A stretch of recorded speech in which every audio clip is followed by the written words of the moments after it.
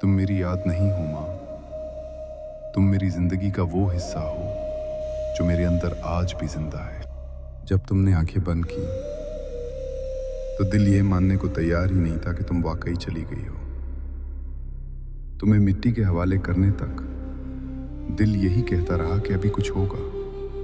तुम अचानक आंखें खोलोगी और सब पहले जैसा हो जाएगा। फिर कई दिन तक, कई रातों तक ये यकीन ही नहीं आया कि तुम इस दुनिया में नहीं रही।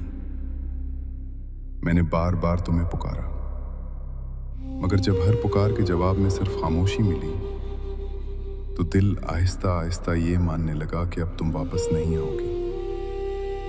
और फिर दिल ने एक नई उम्मीद ढूंढ ली कि तुम ख्वाब में आ जाओगी।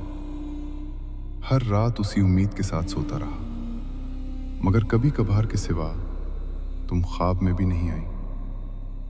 लोगों ने कहा तुम माँ को बहुत याद करते हो, इसीलिए वो ख्वाब में नहीं आती।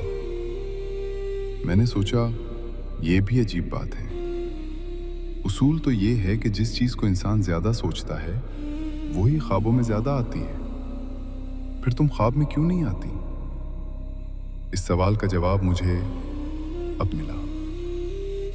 माँ, तुम इस दुनिया से आगे एक और आलम में जा चुकी हो, और कुदरत का यही निजाम है कि जो लोग हमसे जुदा हो जाएं, उन्हें एक हद से ज्यादा याद ना किया जाए।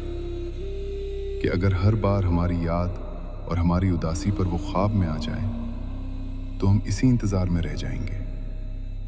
हम ये समझने लगेंगे कि हम उदास होंगे तो वो मिलने आ जाएंगे, और फिर जुदाई का दर्द कम होने के बजाय और बढ़ता जाएगा।